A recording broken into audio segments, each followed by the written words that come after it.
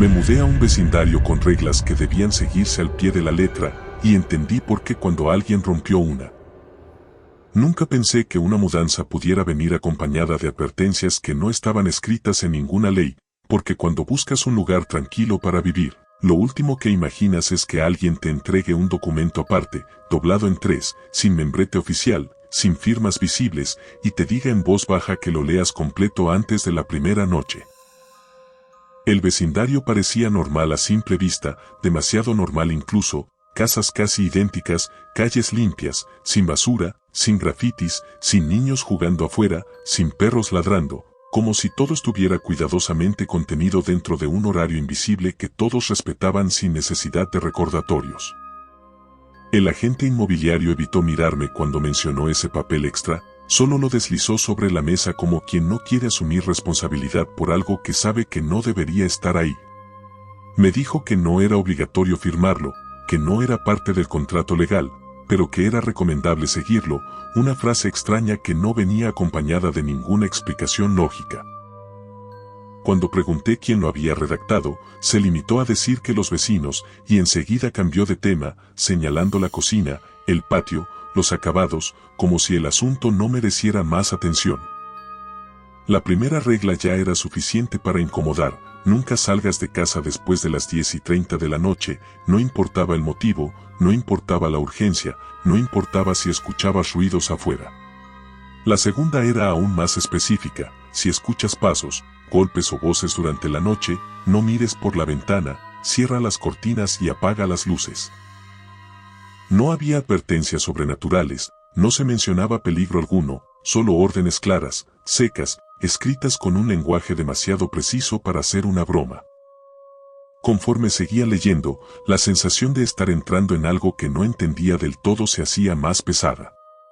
Otras reglas parecían absurdas: no grabar videos del vecindario después del anochecer, no usar drones, no invitar personas externas a quedarse más de una noche seguida, no hacer preguntas a los vecinos sobre incidentes pasados.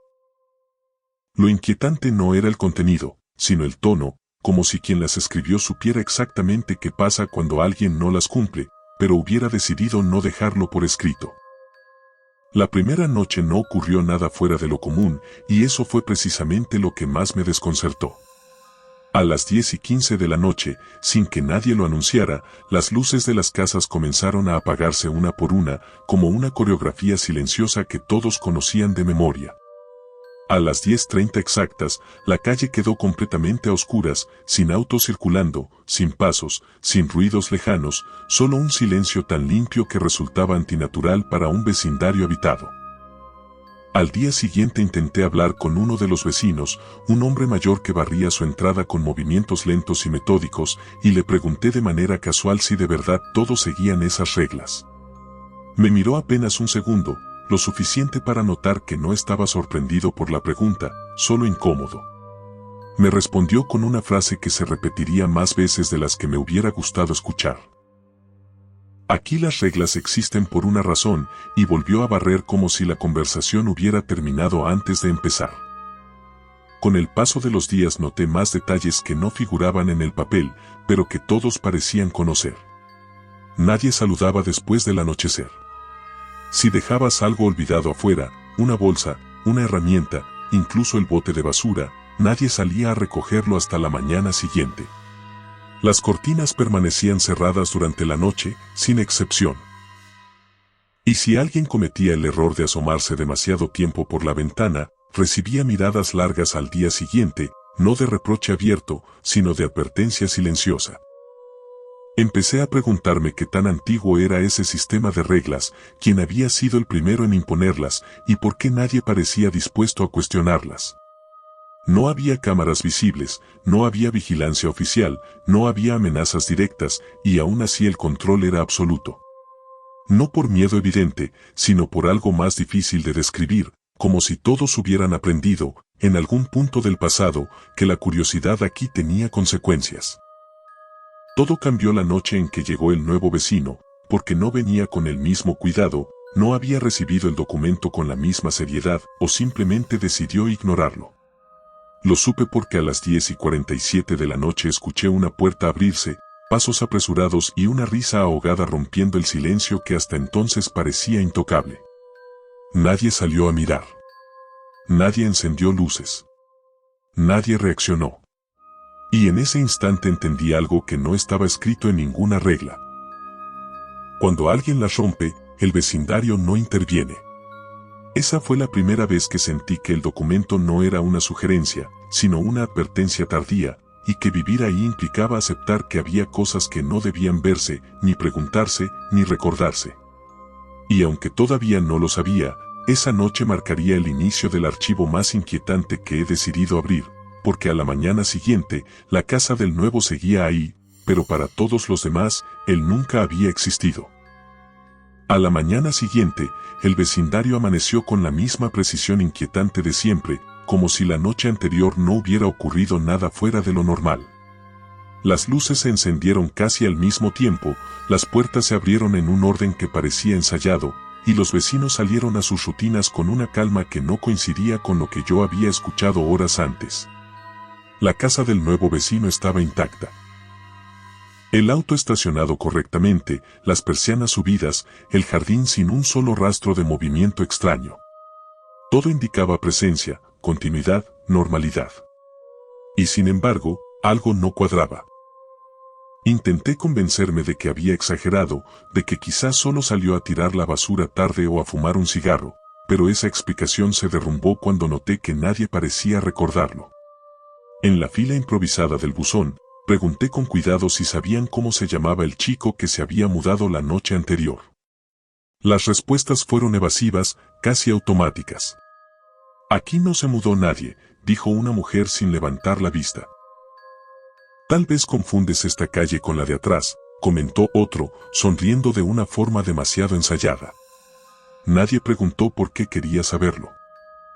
Decidí ir a la oficina administrativa del vecindario, un pequeño edificio que hasta ese momento me había parecido decorativo, casi inútil. Dentro, todo estaba ordenado con un rigor excesivo, archivadores numerados, estanterías limpias, hojas plastificadas con normas básicas de convivencia. Pregunté por el registro de nuevos residentes y di el número de la casa exacto. La persona al otro lado del escritorio tecleó durante unos segundos, frunció el ceño y negó con la cabeza. «Esa vivienda no ha tenido cambios recientes», dijo, y luego añadió algo que me heló la sangre. «¿Está seguro de que vio a alguien entrar anoche?». Salí de ahí con la sensación de haber cometido un error al preguntar. Empecé a notar detalles que antes había pasado por alto, la forma en que las conversaciones se detenían cuando me acercaba, las miradas rápidas que se cruzaban entre vecinos cuando alguien mencionaba la palabra noche, el silencio absoluto cada vez que el reloj se acercaba a las 10:30 de la noche. No era miedo abierto, era disciplina. Como si todos hubieran aceptado una verdad incómoda a cambio de estabilidad. Esa misma tarde volví a revisar el documento de reglas. No había ninguna mención explícita a desapariciones, castigos o consecuencias. Solo instrucciones. Solo límites. Solo frases que, leídas de nuevo, parecían escritas por alguien que no quería dejar evidencia directa. Una línea que antes me había parecido irrelevante ahora cobraba otro peso: no intentes verificar la ausencia de un residente después de una infracción. En ese momento entendí que no era la primera vez que alguien rompía las reglas, y tampoco la primera vez que dejaba de ser mencionado. Esa noche, a las 10:28 de la noche, me asomé discretamente por la ventana antes de cerrarla. Vi a una vecina del otro lado de la calle hacer lo mismo. Nuestros ojos se cruzaron por un segundo y, sin decir una palabra, ambos cerramos las cortinas al mismo tiempo. No fue una señal de complicidad, fue un reflejo aprendido. A las 10:30 exactas, el silencio volvió a caer como una losa. Pasada la medianoche escuché algo distinto a los ruidos habituales. No eran pasos ni voces claras, sino una especie de arrastre lento, irregular, como si algo pesado se moviera con dificultad por el pavimento. Recordé la regla más clara de todas y me quedé inmóvil, con las luces apagadas, sin acercarme a la ventana. El sonido duró unos minutos y luego desapareció. Nadie gritó. Nadie llamó a emergencias. Nadie rompió el acuerdo tácito. Al amanecer, La casa del nuevo vecino seguía exactamente igual, pero había un detalle mínimo que confirmaba que no estaba imaginando cosas: el tapete de la entrada había cambiado de posición, como si alguien lo hubiera movido sin intención de acomodarlo. Nadie más pareció notarlo. Cuando pregunté, me respondieron con la misma frase de siempre: esa casa siempre ha estado así.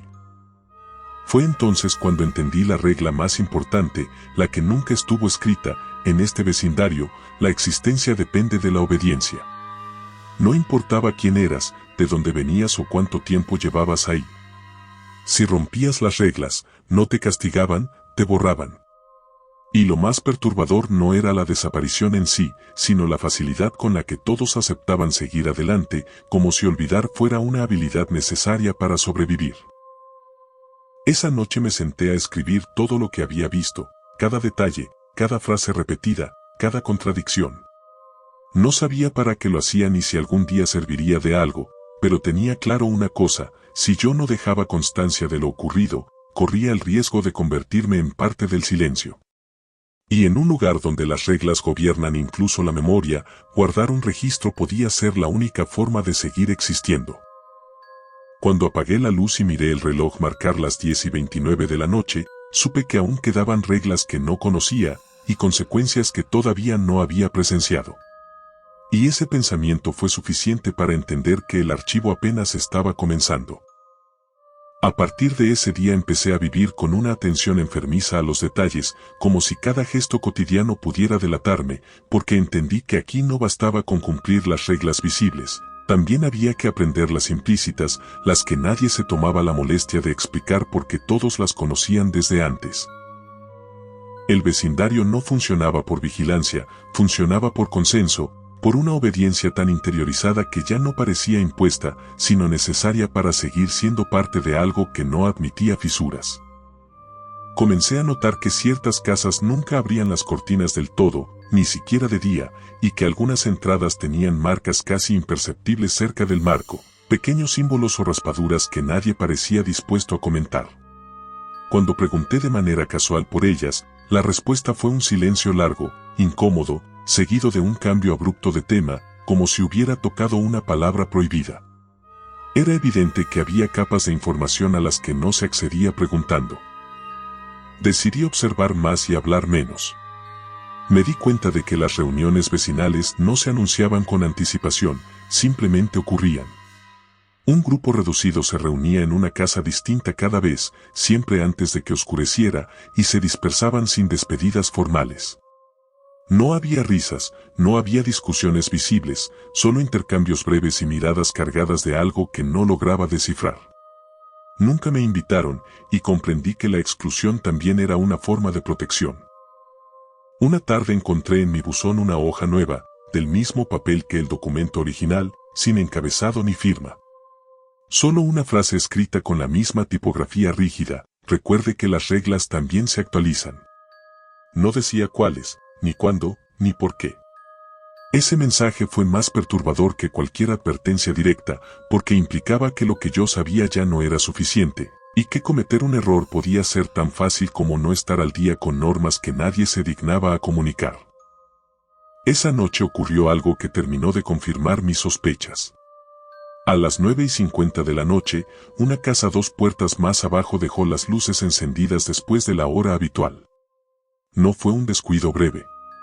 Pasaron 10, 15 minutos, y la luz seguía ahí, rompiendo la uniformidad que el vecindario cuidaba con tanto celo. Nadie salió. Nadie tocó la puerta. Nadie llamó. Simplemente, al día siguiente, esa casa apareció con las ventanas cubiertas y un letrero pequeño, discreto, que decía: propiedad en mantenimiento. El problema fue que la familia que vivía ahí había estado presente durante años. Los había visto, los había escuchado, sabía que existían. Cuando pregunté por ellos, obtuve la respuesta más inquietante hasta entonces: siempre fue una casa vacía. No lo dijeron con agresividad ni nerviosismo, lo dijeron convencidos, como si la memoria colectiva se hubiera reescrito sin dejar rastros. Fue en ese momento cuando entendí que no se trataba solo de desaparecer personas, sino de borrar la posibilidad misma de recordarlas. Comencé a revisar mapas antiguos, documentos públicos, cualquier cosa que pudiera confirmar que no estaba perdiendo la razón. Encontré inconsistencias mínimas, cambios en numeraciones, registros catastrales con fechas corregidas, como si alguien hubiera pasado una goma invisible sobre el pasado. Nada era concluyente por sí solo, pero el patrón era claro. Cada infracción a las reglas dejaba un vacío que luego era cuidadosamente rellenado con normalidad. El miedo que sentía ya no era inmediato ni visceral, era más profundo, más lento. No temía a algo que pudiera atacarme, temía a dejar de existir sin que nadie lo notara, a convertirme en una ausencia aceptable. Pensé en irme, en empacar y desaparecer voluntariamente antes de que lo hicieran por mí, pero algo me detenía, la certeza de que marcharme sin entender significaba aceptar que el sistema funcionaba. Una noche, mientras cerraba las cortinas, escuché un golpe suave en la puerta. No fue insistente, no fue violento, fue educado, casi respetuoso. Miré el reloj, 10:12 de la noche. Aún estaba dentro del horario permitido, pero ninguna regla mencionaba visitas nocturnas. No abrí. El golpe se repitió una vez más y luego cesó. A la mañana siguiente, encontré otra hoja en el buzón. Solo decía, esta fue la última advertencia. Ese mensaje no especificaba que había hecho mal, y ahí residía su poder. Comprendí que las reglas no existían para evitar el caos, sino para medir obediencia, y que el verdadero peligro no era romperlas, sino llamar la atención suficiente como para que alguien decidiera actualizar tu estatus dentro del vecindario. Desde ese momento supe que el archivo ya no era solo un registro de hechos pasados, se había convertido en una carrera silenciosa por no ser el próximo en desaparecer de la historia oficial. Y mientras anotaba cada nuevo detalle, con el cuidado de quien escribe sabiendo que puede ser su único testimonio, entendí que había una regla final que nunca se escribiría. Si empiezas a comprender cómo funciona el vecindario, ya estás demasiado cerca de romper algo. Después de la última advertencia, el tiempo empezó a sentirse distinto, como si los días no avanzaran de forma natural sino en bloques cuidadosamente administrados. Las mañanas eran breves, silenciosas, casi funcionales, las tardes parecían alargarse lo suficiente para recordarte que aún estabas ahí, y las noches, en cambio, se cerraban con una puntualidad enfermiza, sin margen para errores. Empecé a dormir con el documento de reglas junto a la cama, no porque creyera que me protegería, sino porque necesitaba tener algo tangible que me recordara que no estaba inventando todo. Noté que algunos vecinos evitaban cruzarse conmigo incluso de día. No era rechazo abierto, era una distancia calculada, como si mi sola presencia pudiera implicarlos en algo. Una mujer que antes me devolvía el saludo ahora bajaba la mirada, un hombre que solía regar su jardín a la misma hora que yo cambió su rutina sin explicación.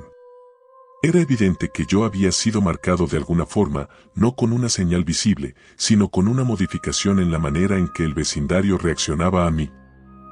Decidí hablar con una persona que parecía menos integrada al patrón general, una anciana que vivía al final de la calle, en una casa ligeramente distinta a las demás. No tenía las mismas cortinas, ni las mismas luces, ni el mismo ritmo. Me acerqué con cautela y, por primera vez desde que llegué, alguien me dejó terminar una pregunta. No negó, no corrigió, no desvió el tema.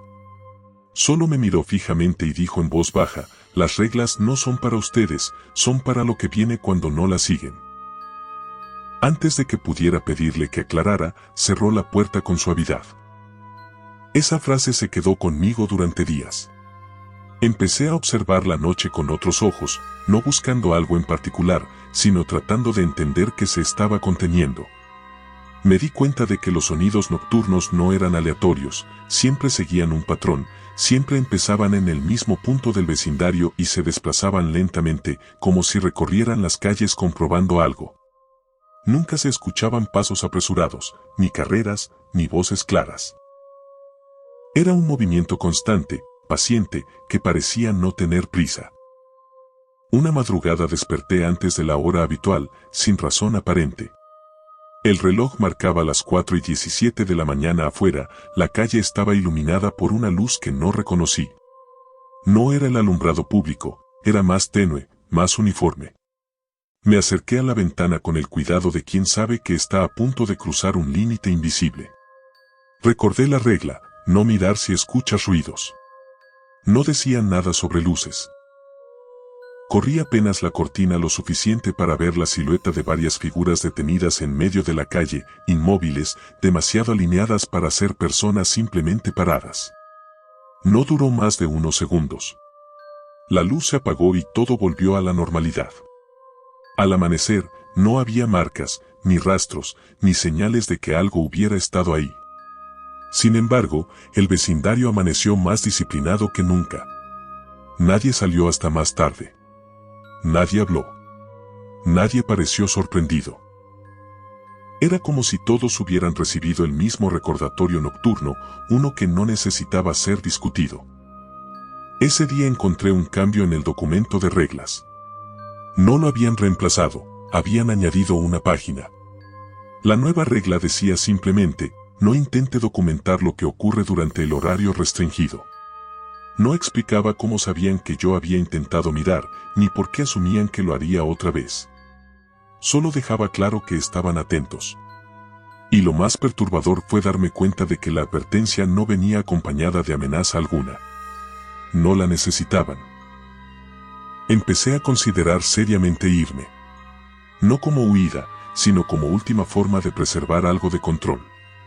Pero cada vez que pensaba en empacar, surgía un nuevo detalle que me retenía, un cambio en los mapas digitales, una reseña del vecindario que desaparecía de internet, un comentario antiguo que ya no estaba. Era como si el lugar tuviera la capacidad de reducir su propia huella, de volverse irrelevante para cualquiera que no estuviera dentro. La noche en que tomé la decisión final, escuché de nuevo el golpe educado en la puerta. Esta vez no hubo advertencia posterior en el buzón.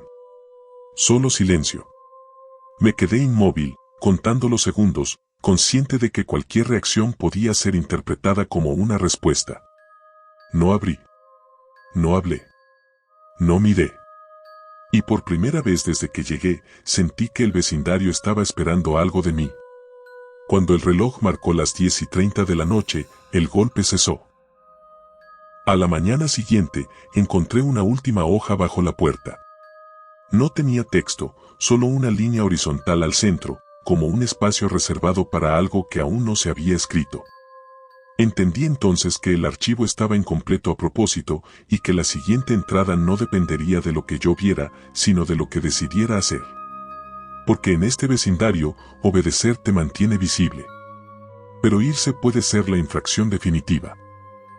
Esa hoja en blanco fue lo que terminó de quebrarme, no porque dijera algo explícito, sino porque confirmaba que el vecindario no solo reaccionaba a las infracciones, sino que anticipaba decisiones.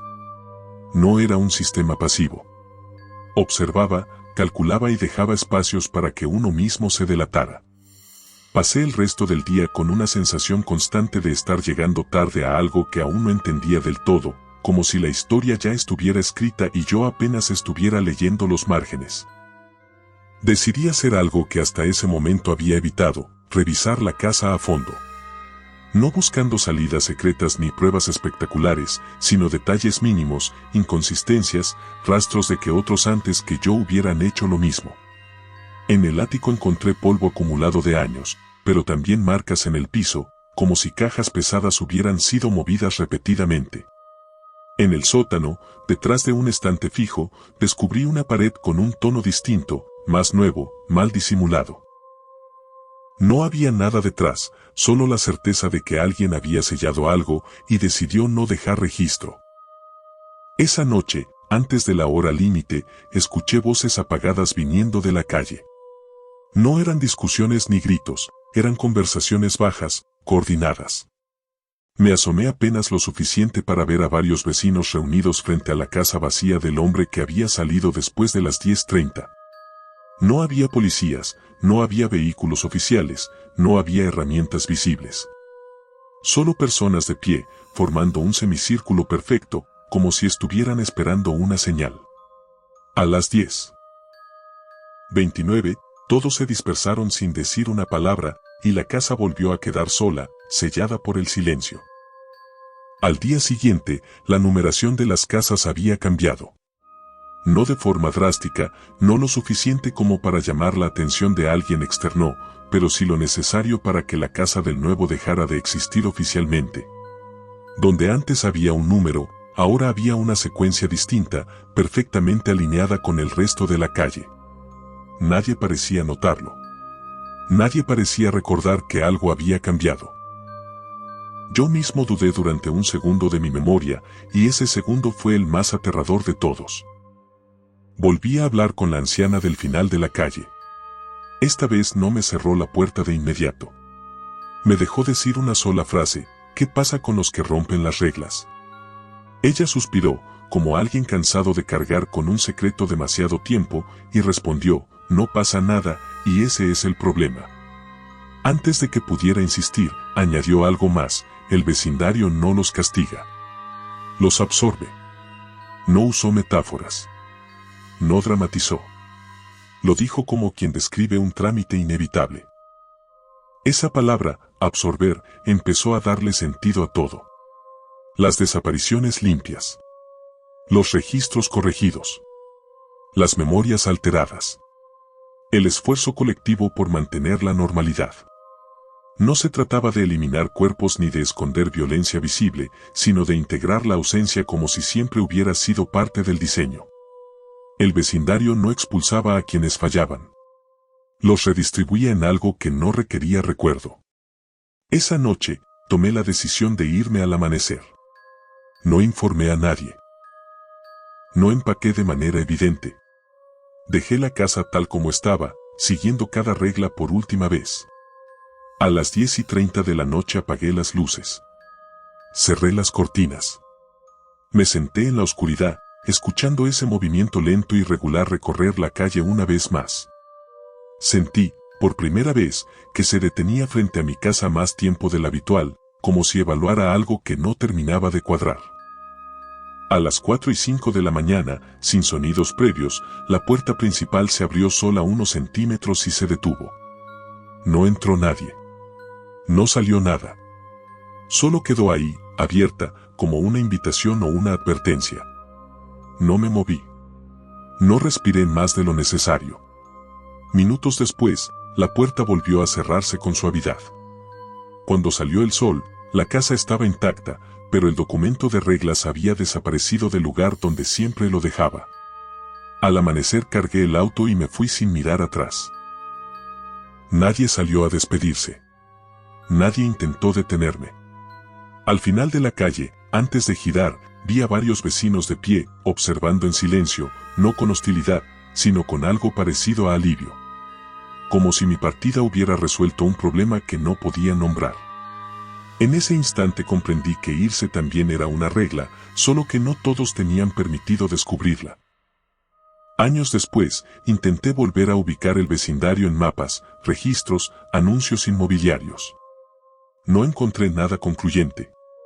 La dirección ya no existía como tal. Las reseñas habían desaparecido. Las fotografías estaban dañadas o incompletas. Solo este archivo permanecía, escrito con el cuidado de quien sabe que el olvido no siempre es natural y que a veces es administrado. Porque hay lugares que no te persiguen.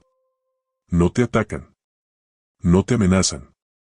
Solo te enseñan a obedecer. O a desaparecer sin dejar rastro. Y este fue uno de esos lugares.